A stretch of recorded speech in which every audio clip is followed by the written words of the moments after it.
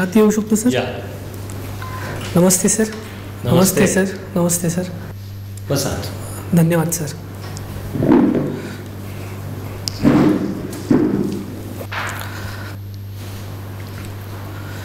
कसे आहात? खूप छान सर. छान, व्हेरी गुड. जेवण बिवण झालंय? सर उपवास आहे आज, म्हणजे आपली संकष्टी आहे ना आज.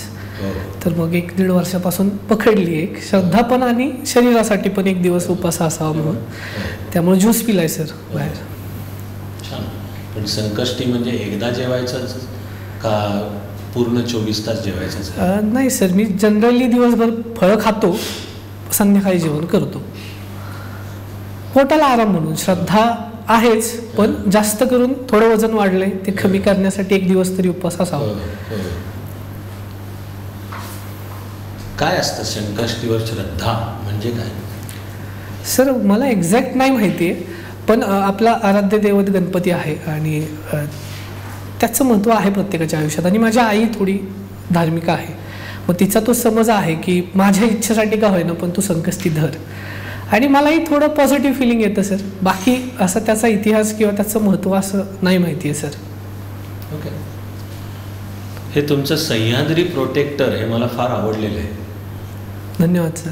ते जरा समजावून सांगा काय आहे आणि नेमकं काय काम करतं? तर सर मी जावली तालुक्यातला आहे आणि जावली तालुक्यात आपली नैसर्गिक संपत्ती खूप जास्त आहे. तर मग आमच्या इकडे प्राण्यांचा वावरही खूप आहे आणि सर्पांचं प्रमाण खूप जास्त आहे. तर मग ही जी संस्था आहे सह्याद्री प्रोटेक्टर, जी गव्हर्नमेंट रजिस्टर्ड आहे आणि वन खात्याच्या कॉन्टॅक्टमध्ये राहून आम्ही ही कामं करतो. आमचा मेन फोकस एरिया आहे की आम्ही सर्प वाचवतो. पूर्ण जावली तालुक्यामध्ये आमची 100-200 लोकांची टीम आहे. मग प्रत्येकाला जसं पॉसिबल होतं तसे आम्हाला जसे फोन येतात आम्ही सर्प वाचवतो. सोबतच प्राणी असतील, पक्षी असतील, वनवे असतील, म्हणजे निसर्गाच्या सानिध्यातल्या प्रत्येक गोष्टीची काळजी घेण्याचा सर आम्ही प्रयत्न करतो. आणि शेवटची 6 वर्ष मी स्वतः या संस्थेचा सदस्य आहे. कारण सर सुरुवातीला मी माझ्या डेअरिंगवर हे काम करत होतो, सर्प वाचवणं. पण मग 1-2दा माझ्यासोबत अपघात होता वाचला. मग तेव्हा मला असं वाटलं की हे काम नको थांबायला, पण आपण हे व्यवस्थित शिकून घेऊया आणि मग आपलं काम चालू ठेवूया. आणि शेवटच्या 6 वर्षात सर हे यशस्वीरित्या काम चालू आहे सर. असे महाराष्ट्रात आणखी कोण असं काम करताय? सर अशा भरपूर संस्था आहेत आणि असे भरपूर नावाजलेले सर्पमित्र आहेत. मग अहमदनगरला आकाश जाधव असतील किंवा सांगलीला निर्जरा चिट्टी असतील, म्हणजे एक महिला आहेत त्या, पण त्यांचं काम खूप नावाजण्यासारखं आहे. किंवा सर आपल्या आधीच्या मिनिस्टर मनेका गांधी ज्या आहेत त्यांचीसुद्धा एक संस्था आहे पीपल फॉर एनिमल नावाची. तर त्या संस्थेचे पण भरपूर कार्यकर्ते आहेत सांगली जिल्ह्यात, कोल्हापूर जिल्ह्यात, ते सुद्धा काम करत आहेत. म्हणजे अशा भरपूर लोक आहेत जे ह्या क्षेत्रात आपलं योगदान देत आहेत सर. मराठवाड्यात सर अहमदनगरमध्ये आकाश जाधव म्हणून आहे. नगर मराठवाड्यात येतं? हो सॉरी सर, मराठवाड्यात 8 जिल्हे येतात सर, नाही आहेत, सॉरी सर. ॲक्च्युली महाराष्ट्र शासनाने मराठवाड्यातल्या अशा एका व्यक्तीचा अलीकडे सन्मान केलाय राज्य पातळीवर. ओके सर, माझ्या कुठं म्हणजे मी वाचलं नाहीये किंवा मला हे थोडंसं नाही माहिती आहे सर, सॉरी. ठीक आहे. नुसतं पाहून कसं ओळखायचा हा सर्प विषारी आहे का बिनविषारी? प्रत्येक सापाचा सर एक वेगळा पेहराव आहे, म्हणजे प्रत्येक सापाचा कलर वेगळा आहे आणि त्याचा जास्त अभ्यास नाही आहे सर. म्हणजे माझ्या 6 वर्षाच्या अनुभवात 20 ते 22 प्रकारच्याच प्रजाती मी स्वतः पकडलेल्या आहेत. तर मग विषारी साप तसे सर आपल्याकडे 4च आहेत. आणि आम्ही ॲज अ सर्पमित्र सगळ्यात पहिली गोष्ट जर कुठली असेल तर ते आहे की विषारी साप ओळखणं. कारण बिनविषारी साप चावल्यावर त्याचे इतके वाईट परिणाम नाही आहेत, म्हणजे त्याचे पुढे साईड इफेक्ट होऊ शकतात पण इन्स्टंटली तुम्हाला त्याचा काही धोका नाही आहे. मग असे 4च साप आहेत सर विषारी आहेत. मग नाग हा आपल्या सर्वांच्या ओळखीचा परिचयाचा साप आहे, कारण तो जनरली फणी काढतो लगेच. घोणस जो आहे ज्याला जनरली लोक अजगर समजतात, पण त्याचं तोंड त्रिकोणी असतं, अंगावर ठिपके असतात त्याच्या, आणि तो कुकरच्या शिट्टीसारखा फुसकारा देतो, म्हणजे माणसाला तो जनरली वॉर्निंग देतो. त्याच्याच प्रकारचा फुरसे हा सुद्धा साप आहे. फक्त फुरसे या सापाच्या अंगावर पट्टे असतात, त्याच्यावर गोल ठिपके नसतात. आणि सगळ्यात विषारी माझ्या मते ॲज अ सर्पमित्र जो सर्वात विषारी आहे आणि जो सर्वात जास्त जीव घ्यायला कारणीभूत आहे तो साप म्हणजे मण्यार, जो जनरली रात्री ॲक्टिव्ह असतो, पूर्णपणे काळ्या कलरचा असतो आणि त्याच्या अंगावर पांढरे पांढरे पट्टे असतात. तर हे 4 साप ओळखणं शिकलं की तुम्ही अर्धे सर्पमित्र झालेले असता. पण हे साप पकडताना सर आम्ही सेफ्टी इन्स्ट्रुमेंट वापरतो. बाकी मग अशा शेकडो प्रजाती आहेत सर्पांच्या, पण प्रत्येक साप सर वेगळा आहे. काही साप आहेत असे जे दिसायला एकसारखे आहेत, जसं की सर आपला मण्यार जो विषारी आहे त्याच्यासारखंच एक बिनविषारी सर्प सुद्धा आहे कावड्या नावाचा. त्याच्यात आणि याच्यात एवढाच फरक आहे की हा काळा असतो आणि तो चॉकलेटी असतो. दोघांच्याही अंगावर पट्टे असतात, दोघांचा आकारही सारखा असतो, पण असे साप कमी आहेत सर. आणि थोडा वेळ दिला तर कुणीही सर्पमित्र होऊ शकतं सर. छान, उत्तम, चालू दे तसंच. Thank you sir. हे जो आधार जो प्रकल्प आहे पूर्ण भारतभर हे प्रोजेक्ट सुरू झालेले नाही आणि बऱ्याच प्रमाणात यशस्वी झाले आहे. पण याची या बाबतीमध्ये बऱ्याच लोकांचं काही विरुद्ध मत पण आहे. तर काय काय चॅलेंजेस आहेत हे आधार योजना सरकारला राबवण्यासाठी? काय काय चॅलेंजेस सरकारसमोर आहेत? सर आधार ही माझ्या मते तर खूप यशस्वी आणि चांगली योजना आहे, ज्याच्यामुळं पहिलं तर एक तर आपल्याला बेनिफिशरी जो राईट बेनिफिशरी आहे, आपल्याला कुठल्याही स्कीमचं बेनिफिट ते राईट बेनिफिशरीकडे पोचवायचं आहे, तर आधारमुळं ते शक्य होते. पण जर चॅलेंज म्हणायचं गेलं सर तर त्याच्यामध्ये लोकांची प्रायव्हसी ब्रीच होण्याचे खूप जास्त चान्सेस आहेत. म्हणजे आपल्या हाताचे ठसे असतील, आपल्या डोळ्याचे जो पॅटर्न आहे तो सगळं, तर ती प्रायव्हसी ब्रीच होऊ शकते, हे एक चॅलेंज आहे. आणि बाकी सर मला त्याचे फायदेच जास्त दिसतात की जे डुप्लिकेट बेनिफिशरी होते. सर मी थोडा विचार करू शकतो.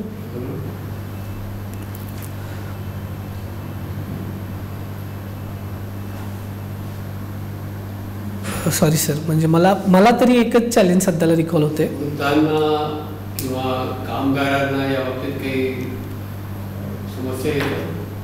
वृद्ध लोक किंवा कामगार वगैरे? सर समस्या येण्यासारखं तसं एवढं कॉम्प्लिकेटेड मला आधारचा प्रकल्प नाही वाटत. म्हणजे तुम्ही जरी जाऊ शकत नसला तरी गावाला अधिकारी वर्ग आहे जो गावोगावी हे प्रकल्प राबवतो आधार काढण्याचे, तर मग असं मला तरी काय त्याच्यात वेगळी समस्या नाही वाटत आहे सर. हे तुम्ही दोन संस्थांचे नाव ऐकले असतील, इस्रो आणि DRDO, defence research and development organisation. तर इस्रो आणि DRDO यांची तुलना केली, दोन्हीपैकी कुठली संस्था जास्त यशस्वी ठरली आणि का? सर माझ्या मते या दोन्ही संस्था भारताच्या स्पेस क्षेत्रात किंवा डिफेन्स क्षेत्रात जी आज आपण प्रगती करू शकलो हे ह्या दोन संस्थांमुळेच. आणि दोन्ही संस्था ह्या वेगवेगळ्या क्षेत्रात काम करत आहेत. म्हणजे इस्रो आपली स्पेस सेक्टरमध्ये काम करते आणि DRDO आपली डिफेन्स सेक्टरमध्ये काम करते. दोघांची फील्ड वेगळी आहे, पण भरपूर वेळा त्या दोन्ही संस्था एकमेकांशी कोलॅबोरेट करून खूप चांगल्या पद्धतीचं योगदान देतात. पण मला एक सामान्य नागरिक म्हणून असं वाटतं की इस्रोला ज्या पद्धतीचं म्हणजे सामान्य माणसात रिकग्निशन मिळाले त्या पद्धतीचं DRDOला नाही मिळाले. कारण इस्रोचे काही प्रोजेक्ट असे आहेत जे सामान्य नागरिकांना कळतात, जसं की आपलं चंद्रयान असेल किंवा आता पुढचा येणारा गगनयान असेल. तसं DRDO सायलेंटली त्यांचं काम खूप चांगल्या पद्धतीनेच करते. कोणी दोघांमध्ये श्रेष्ठ नाही आहे. फक्त मला असं वाटतं की इस्रोच्या कामाला जास्त वाहवा मिळालेली आहे DRDOच्या कामाच्या तुलनेत. सध्या इस्रोने काही काही त्यांची योजना आहेत हे प्रायव्हेट सेक्टरला देण्याची सुरुवात केलेली आहे. तर कुठल्या कुठल्या प्रायव्हेट सेक्टरच्या कंपनी सध्या यामध्ये सामील झालेल्या आहेत? सर एक हैदराबाद बेस्ड कंपनी आहे, मला एक्झॅक्ट नाव त्यांचं रिकॉल नाही होते सर, पण त्यांनी स्काय रॉकेट अशा पद्धतीचं नाव म्हणजे रिकॉल नाही होते एक्झॅक्ट मला, पण एक हैदराबाद बेस्ड संस्था आहे, एक केरळ बेस्ड संस्था आहेत, मला एक्झॅक्ट नाव नाही त्यांचं रिकग्नाइज होते. पण चांगला प्रकल्प आहे सर, माझ्या मते हे गरजेचं आहे. कारण बाहेरच्या देशात जेव्हा आपण बघतो तेव्हा प्रायव्हेट सेक्टरचं योगदान खूप जास्त दिसतं स्पेस सेक्टरमध्ये. सध्या इस्रोने एक योजना सुरू केली की ज्यांनी जे पैसे देऊ शकतात त्यांना आम्ही स्पेसमध्ये घेऊन जाऊ पर्यटनासाठी. तर या अशा योजनेला सरकारने पाठिंबा द्यायला पाहिजे की नाही? सर मला वाटतं द्यायला काही हरकत नाही आहे. कारण अशा योजना आपण अमेरिकेसारख्या देशात आत्ता बघितलेल्या आहेत. मागच्या वर्षी दोन कंपन्या होत्या स्पेस कंपन्या ज्यांनी हे स्पेस टुरिझम जे आहे ते प्रमोट करण्याचा प्रयत्न केला आहे. आणि मला असं वाटतं की सामान्य नागरिकाचंही स्वप्न असू शकतं की मी सायंटिस्ट नाही आहे पण मला वरून जग कसं दिसतं किंवा स्पेसमध्ये जाण्याचा जो अनुभव आहे तो जर मिळत असेल तर द्यायला काही हरकत नाही. फक्त सेफ्टी जर व्यवस्थित वापरली असेल तर मला वाटतं की हे चांगलं आहे सर. आपल्या संविधानामध्ये आतापर्यंत किती सुधारणा करण्यात आलेल्या आहेत? शेवटची सुधारणा कोणती आहे? एक मिनटं सर, मी थोडा विचार करू शकतो. हो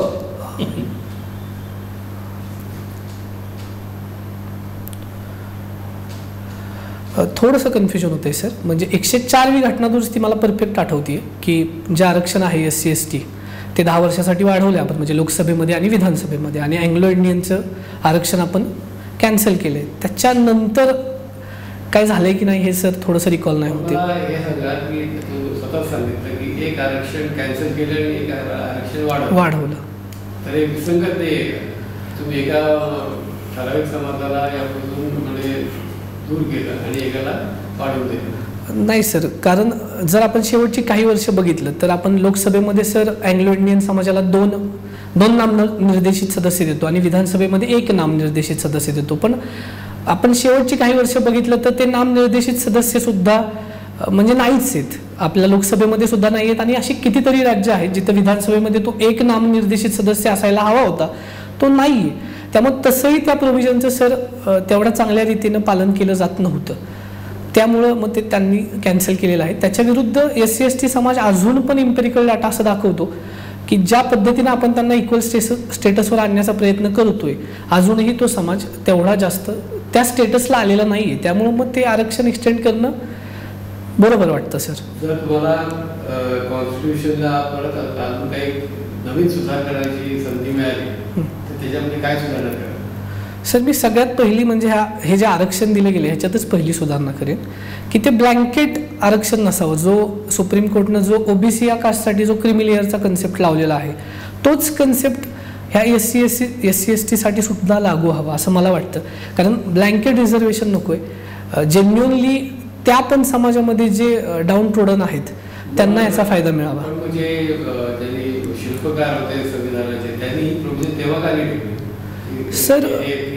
तेव्हा का नाही लावलं सर? देश स्वातंत्र्य झालेला तेव्हा जी परिस्थिती वेगळी होती आणि ते आरक्षण देण्यामागचा मुद्दाच आपल्या भारताच्या घटनेचे जे शिल्पकार आहेत डॉक्टर बाबासाहेब आंबेडकर त्यांचा हाच मुद्दा होता की समाजाचे सगळे जे वर्ग आहेत किंवा जे समाजाचे सगळे स्तर आहेत, समाजाचे सगळ्या कास्ट आहेत त्या एका स्तरावर याव्या. आणि त्यांनी त्यावेळी सुद्धा सांगितलं होतं की 10-10 वर्षांनी हे तुम्ही रिवाईज करा, त्यावेळीची परिस्थिती बघा आणि हे एक्सटेंड करा.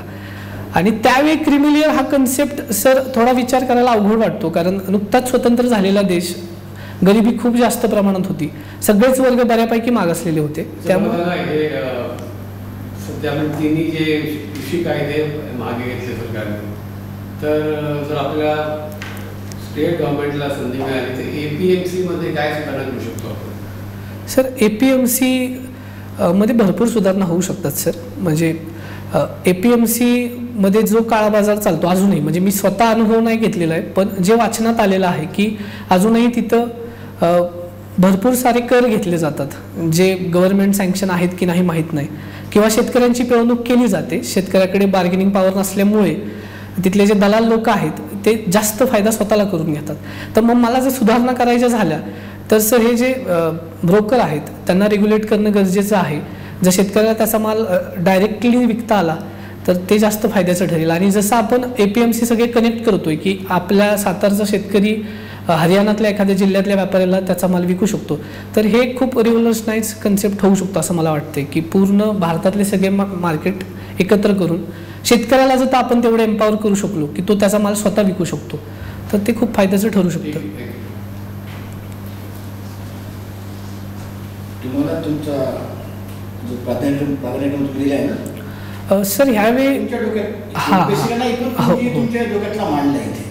हो नक्कीच सर, इथे मांडलाय तुम्ही ते असे सेंटेक्स बडी दिला.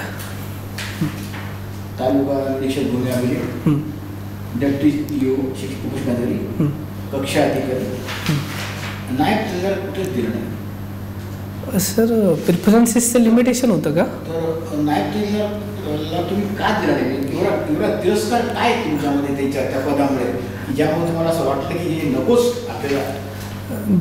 तसं नाही आहे सर, तिरस्कार वगैरे नाही आहे, पण आपण पे स्केल बघतो किंवा म्हणजे मी त्या गोष्टीची जास्त इन्फॉर्मेशन नाही घेतली आहे, सत्य जे आहे ते सांगतोय.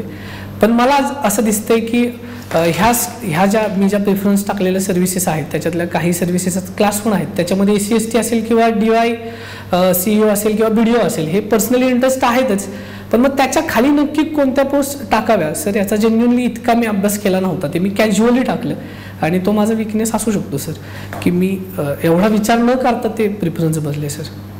तुम्ही पुणे विद्यार्थी गृहाला शिकायला, बरोबर. पुणे विद्यार्थी गृह ही काय संस्था आहे? सर ही संस्था नक्की काय आहे याची कल्पना नाही आहे सर, पण मी 4 वर्ष आपण केली तर उद्देश काय असं त्याची काही बेसिक माहिती तुम्हाला अपेक्षित आहे? आता आधाराबद्दल सरांनी तुम्हाला प्रश्न विचारला. आधार कार्डला आपण आता अंगठा देतो, बरोबर, आणि आपण साक्षरता म्हणून सुरू केली की सह्या करा, अंगठा करू नका. बरोबर. आपला प्रवास उलटा चाललाय का? तसं नाही आहे सर. सह्याकडनं अंगठ्याकडे पुन्हा तिथे परत आलो, अंगठ्यावरनं सह्याकडे जायचं म्हटलं, आता पुन्हा आपण सह्याकडनं अंगठ्याकडे. त्यामुळे अंगठा मला जास्त सायंटिफिकली करेक्ट वाटतो मला सहीपेक्षा. सही का नाही ठेवला क्रायटेरिया? सही सर कॉपी करणं सोपं आहे, पण प्रत्येक व्यक्तीचा अंगठा हा एक युनिक असतो, त्याच्या जीन्सनुसार तो असतो. पण सही सर कॉपी होऊ शकते. जर सही खूप युनिक नसेल तर, जर जनरल सही असेल, खूप लोकांना उलटा चाललाय सही करून अंगठ्याकडे पुन्हा अंगठ्याकडे आपण सहीकडे गेलो, सहीकडे अंगठ्याकडे. सर मला असं वाटतं की अंगठा आपण सुरुवातीला का ठेवला होता का, तर काही लोक निरक्षर आहेत आणि त्यांचं वय आता इतकं झालंय की ते साक्षर होण्याच्या पलीकडे गेलेले आहेत. खूप चांगलं वाटलंय. बरोबर आहे सर, म्हणूनच आपण साक्षर सगळ्यांनी व्हावं ह्यासाठीच आपण ह्या गोष्टी फोर्स करतोय. साक्षर व्हावं म्हणजे पण अंगठ्याचं महत्व तुम्ही वाढवताय, मग पुन्हा साक्षर असं एकाच वेळी 2 गोष्टी कशा आपल्याला मांडता येतील? नाही मला एवढंच कळतं सर. जास्त परफेक्ट. बरोबर आहे सर, बरोबर आहे, बरोबर आहे. कसं पटवायचं की अंगठ्यापेक्षा सही महत्वाची? मला असं वाटतं सर की सही साक्षर तर प्रत्येकानं असलं पाहिजे, आपल्या देशामध्ये साक्षरता वाढलीच पाहिजे. फक्त अंगठा ह्यासाठी ठेवला आहे की तो प्रत्येकाचा युनिक असतो, तो कॉपी करणं खूप अवघड आहे आणि कुठलाच वर्ग निरक्षर आहे म्हणून आपल्या ह्या स्कीममधनं वगळला जाऊ नये म्हणून आपण हा पण ऑप्शन ठेवतोय की अंगठा पण तुम्ही देऊ शकता. पण शेवटी एक जगाचा लीडर होण्यासाठी जो देश आपण स्वतःला आपल्या देशाला जर बघतो तर मग ह्या देशामध्ये 100% साक्षरता होणं गरजेचं आहे. तुम्ही MPSC फॉरेस्टची एक्झाम 2019ला काहीतरी दिली? बरं, हो मी सर मुलाखत सुद्धा दिली होती. झालं का सिलेक्शन? माझा सर 60वा रँक आहे आणि जर आता ऑप्टआउट मुलांनी केलं म्हणजे माझ्यावर 2 मुलं आहेत जे हा तर मिळू शकतं, कारण मला 251 मार्क आहेत आणि 253च आहे EWS कॅटेगरी शेवट. EWS काय सर? Economically weaker section. म्हणजे कोणी आणलं महाराष्ट्रामध्ये पहिल्या? हे महाराष्ट्रात पहिल्यांदा कोणी आणलं? हां सर, मराठा आरक्षणाचा जो मुद्दा होता तो मराठा आरक्षणावर इकॉनॉमिकली विकर शिक्षण, त्याला जात पात काही नाही, असा पहिला विषय कोणी आणला तुमच्या जिल्ह्यातल्या मात्र जे महाराष्ट्राचे त्याच्यामुळे मिळालं महाराष्ट्राला? सर मला एक्झॅक्ट नाही माहिती, पण मी म्हणजे गेस करू शकतो का? म्हणजे शालिनीताई पाटील किंवा त्यांचे पती वसंतदादा पाटील असं? Okay, sorry sir, sorry. तुमच्याकडे शेतकरी? बरोबर सर, बरोबर. काय शेतकऱ्याचे दुःख काय? सर शेतकऱ्याचं दुःख पहिलं तर महत्त्वाचं आहे की आपल्याकडं एवढं तुकडीकरण झालंय की शेतकऱ्याला जेवढी जमीन गरजेची आहे स्वतःला सस्टेन करण्यासाठी तेवढी जमीन नाहीये. जमीन कशी वाढवणार आपण? तुकडीकरण न होता आपण जर सहकारी शेतीला जे आता गव्हर्नमेंट प्रमोट सुद्धा करते, मुंबईमध्ये आपण आता कुठं कसं करायचं, जमीन कशी वाढवायची? जमीन तर नाही, तो तर आहेच सर, मोठा प्रश्न आहे लोकसंख्या जास्त असल्यामुळं. हा दुसरा इश्यू सर हा आहे की शेतकऱ्याला वेळेवर क्रेडिट मिळणं खूप गरजेचं आहे.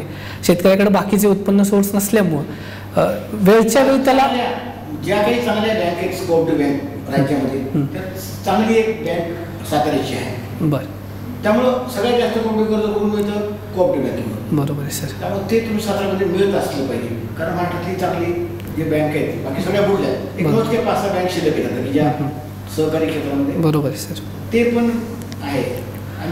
आणि सर तसा सातारा जिल्ह्यामध्ये पाण्याचा एवढा विषय नाही आहे, कारण धरणं मोठे असल्यामुळं पाणी मिळालेलं आहे प्रत्येकाला. फक्त मेन एकच आहे की हे निसर्गाच्या कृपेवर चालणारं क्षेत्र आहे. कधी कधी अवकाळी पाऊस येतो.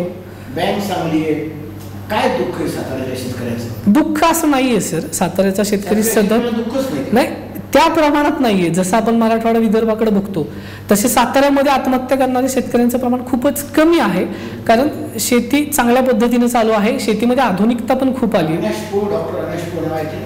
सर ऐकलंय सर, अविनाश पोळ हा एक गुन्हेगारी व्यक्ती आहे. गुन्हेगारी व्यक्ती डॉक्टर अविनाश पोळ. सर मला थोडंसं कन्फ्युजन होतं, एकच मिनटं मी थोडा विचार करू शकतो.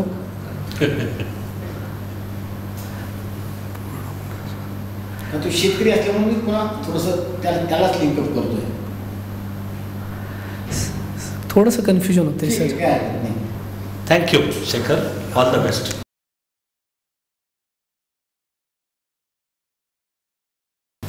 MPSCचा ज्या एका किमान म्हणजे चांगल्या पातळीचा व्हायला पाहिजे बरोबर तसा होतोय. हां, पण शेखर तसाच होतोय असं. ओके, त्याच्या खूप वर जायला पाहिजे. आता बरोबर त्याच्या काही आम्ही सूचना करू, नक्कीच सर. किंवा आमचे ऑब्झर्वेशन सांगू. आणि कधी आहे आता इंटरव्ह्यू? 25. तर पुरेसा वेळ आहे. Very good. हा ॲटिट्यूडच महत्त्वाचा आहे की 25 म्हणजे पुरेसा वेळ आहे, कारण तो खरंच आहे. आता इंटरव्ह्यूला दाढी ठेवून जाण्याचा विचार आहे का? मी ते विचारणार होतो सर की माझा जो फोटो आहे अपलोडेड तो आणि हे मॅच होते, म्हणून मला वाटतं हे काढावं, पण मी ते तुम्हाला विचारणारच होतो. मिशी ठेवेन मी सर, कारण भरपूर वर्षापासून मिशी आहे, पण हे काढू शकतो. फक्त ते फोटो प्रोफाईलमध्ये तसा असल्यामुळं कधी त्यांना असं पण म्हणतात ना की तो फोटो हा फोटो म्हणजे माणूस वेगळा दिसतो, म्हणून मी फक्त ते ठेवले. पण मी करणार आहे, कटिंग पण करणार आहे. आणि जर तुम्ही फीडबॅक दिला तर मी हे सुद्धा काढू शकतो. काय सर?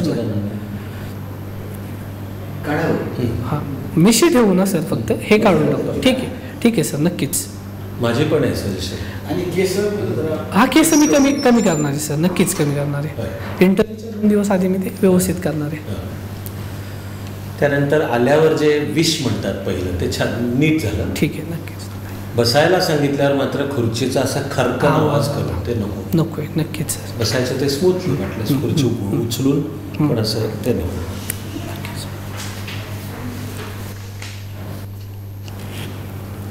सगळ्यामध्ये मिळून आमची तिघांची मिळून एक कोअरची सूचना आहे, सगळ्यात गाभ्याची ना. Okay sir. ते म्हणजे उत्तरं अधिक ब्रीफ पाहिजे आणि शार्प नेमकेपणाची पाहिजे. ती लांबतात. बरोबर आहे सर, नक्कीच. आणि थोडंसं असं गोल गोल गोल गोल फिरून कुठेतरी मुद्द्यापाशी आल्यास तसं नाही, थेट मुद्द्यापाशी आलं पाहिजे. टू दी पॉईंट असं त्याला म्हणतात ब्रीफ आणि शार्प. नक्कीच सर. मी त्याला एक सूत्र सुचवलं आहे आता आयुष्यभर सर्वांना. त्याला मी इंग्लिशमधलं नाव ठेवलं फर्स्ट सेंटेन्स रूल. ओके.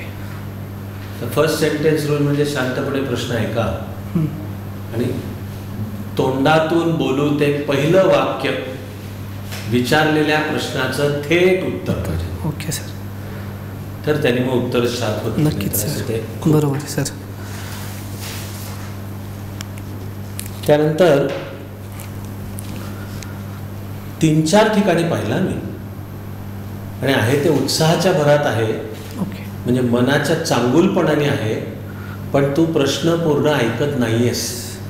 पॅनेलचं वाक्य अजून पूर्ण व्हायच्या तोडून मध्ये बसतोस. ओके. तर हे इंटरव्ह्यूत योग्य नाही. बरोबर आहे सर. शांत चित्ताने पूर्ण प्रश्न ऐका आणि मग त्यावर एक नॉर्मल श्वास आत घेऊन आपल्याला जे म्हणायचं. ओके. पण त्यांच्याशी बोलताना ओळी 2-3दा झालं की ते काहीतरी, किंवा सर सुद्धा की अजून ते प्रश्न त्यांचा करतायत ड्राफ्ट, त्यांच्या दृष्टीने एक वाक्य बोलले आणि येतोय बरं का पुढे प्रश्न, तू ते वाक्य झाल्याच बोलायला सुरुवात केली. म्हणजे लक्षात येत नाही की अजून ते विचारतात त्यांच्या, असं जरा प्रश्न पूर्ण ऐकून घेतला पाहिजे असं यावं. असं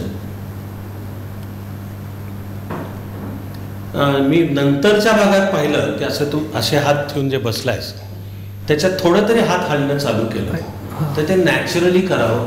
ओके. असे कृत्रिमरित्या हात गुडघ्यावर बांधून असं नको. ओके. पण नॉर्मल बोलताना जसे बोलतो तसंच अशाचं येऊ देत. 2-3 मुद्द्यांवर माझं मत आहे की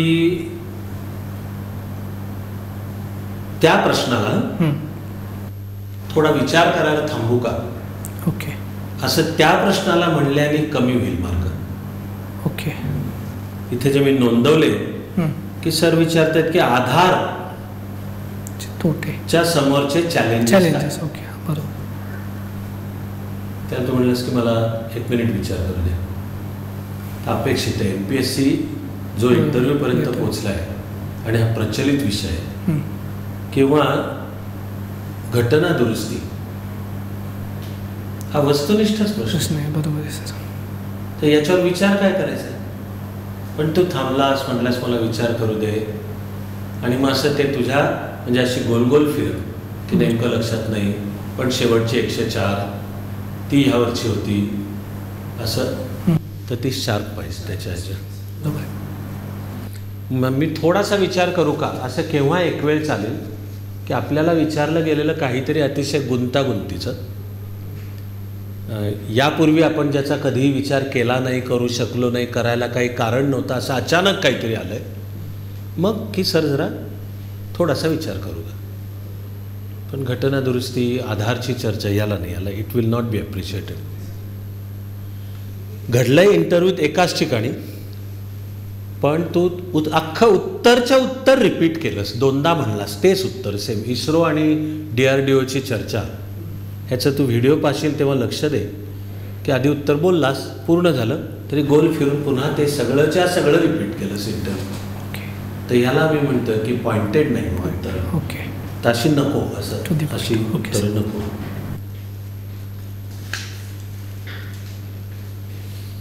APMC वरच्या प्रश्नावर तर तू की एकाच वेळी तू आधीचं वाक्य बोललास तिथे खूप काळा बाजार चालतो, आणि त्याचं पुढचं वाक्य होतं की शेतकऱ्यावर जे वेगवेगळे कर पडतात त्याच्यातले, आणि ते ज्या टोनमध्ये बोललाय, ज्या क्रमाने, त्यातनं असं एक तयार होतं इम्प्रेशन की शेतकऱ्यावर पडणारे कर हे काय APMCच्या काळा बाजाराचा प्रकार आहे का, असं किंवा म्हणजे असं ते पुन्हा उत्तर गुंतागुंतीचं आणि क्लॅरिटी नाही आली त्या उत्तरामध्ये. सर्व्हिसेसची माहिती पाहिजे. आपण जे चॉईस देतो त्या निदान पहिल्या 3 त्याला असं म्हणणं योग्य नाही मार्क कमी होतील की मी कॅज्युअलीच भरलं आहे. स्वतःच म्हणणे आपल्या तोंडाने की त्याचा काही विचार केला नाही, पण वेळ आहे आता हाताशी.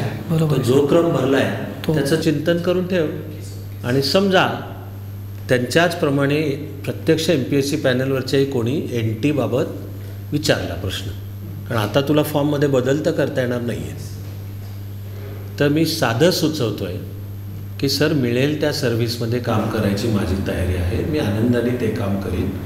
या पलीकडे ते NT भरलं नाही याला मुद्दाम वेगळं कारण काही नाही. बरोबर आहे सर, नक्कीच. असा गाभा हे अशीच्या अशी पोपट पंची नाही मी सुचवतोय, पण तुझ्या ज्या उत्तराचा अर्थ हा होईल आणि तो मनापासून पाहिजे, म्हणजेच तो बरोबर व्यक्त पण होईल. बरोबर आहे सर.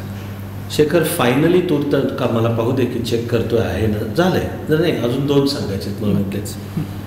एक म्हणजे पुणे विद्यार्थीगृहाच्या इंजिनिअरिंग कॉलेजमधनं इंजिनिअरिंग केलेस म्हणजे निदान 4 वर्ष. हां, आणि अशा तरुणाला हे पुणे विद्यार्थीगृह काहीच सांगता येत नाही, हे निगेटिव्ह मानलं जाईल.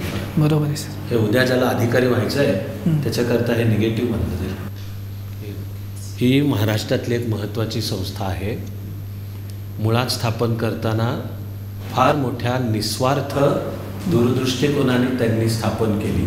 ओके. तिचं त्यावेळेचं नाव अनाथ विद्यार्थीगृह होतं, आणि अनाथ मुलांच्या करता ते काम चालू झालं.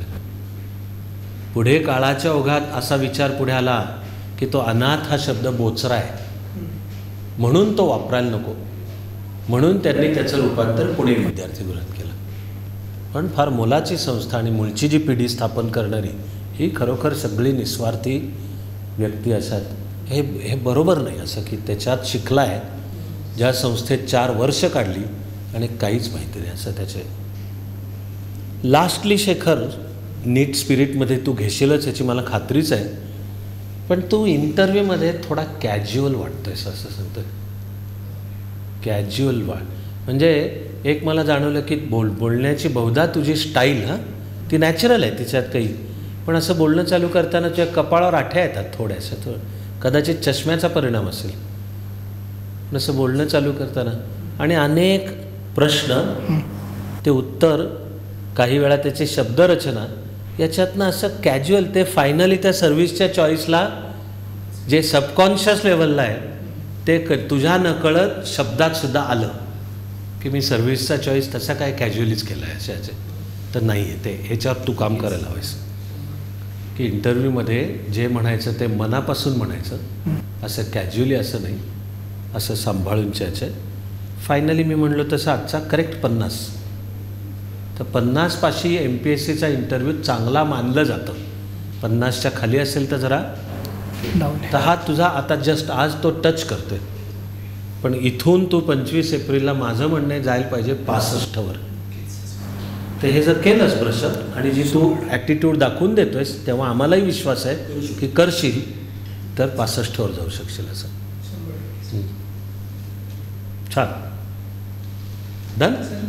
हां हां म्हणजे तेच आहे सर की जेव्हा मी फॉरेस्टचा इंटरव्ह्यू दिलेला मला सुद्धा कळते, मला समजते की माझ्या कॅज्युअली होते, मी प्रयत्न पण करतोय पण ते जमत नाही की मी बोलायला आल्यावर मला असं वाटतं की माझी भाषा व्यवस्थित असावी, मी जे बोलतोय त्याचा. पण काय होतं समजा एखादा प्रश्न मला नाहीच माहिती आहे, जसं की सरांनी विचारलं आधारचे चॅलेंजेस, तर मला फक्त एकच चॅलेंजेस माझ्या डोळ्यासमोर येत होतं की प्रायव्हसी, लोकांची प्रायव्हसी ब्रीच होऊ शकते. मग बाकी मला आठवत नाही आहे. मग तिथं ते कसं मॅचअप करावं किंवा कशा पद्धतीने रिॲक्ट केल्यावर ते स्मूथली पुढच्या विषयावर निघून जातील हे समजत नाही. म्हणजे मला तिथून एक्झिट कशी घ्यावी. किंवा APMCचं सरांनी विचारलं तेव्हा सुद्धा एक्झॅक्ट आता थोडंसं वाचन कमी असेल किंवा थोडासा अभ्यास त्या लेवलला अजून पोचलेला नसेल, त्यामुळे मत लगेच मनात तयार नाही होते आणि मग मी काहीतरी प्रयत्न करतोय जुळवायचा, जे मला पण स्वतःला समजते की त्या लेवलचं हे आन्सर नाही आहे, पण मग मी काहीतरी त्याच्यातून मार्ग काढण्याचा प्रयत्न करतोय. तर मला हेच त्यात तुमच्याकडनं जाणून घ्यायचं की समजा सिंपल आहे. अगदी पहिली गोष्ट म्हणजे तू या गोष्टीची काळजी करणं बंद कर. ओके. एकदम सिंपल गोष्ट आहे. आणि मी जे इंटरव्ह्यू करता सर्वांना सुचवतो बी नॅचरल हे शब्द. तुम्ही जे आहात तसे राहा. तेव्हा आपल्याला हे असं स्टॉप इट, की त्याची काळजी करणंच बंद कर. बरोबर. आणि स्वतःला सांग की आपण आहोत हे असे आहोत. हा झाला पहिला भाग.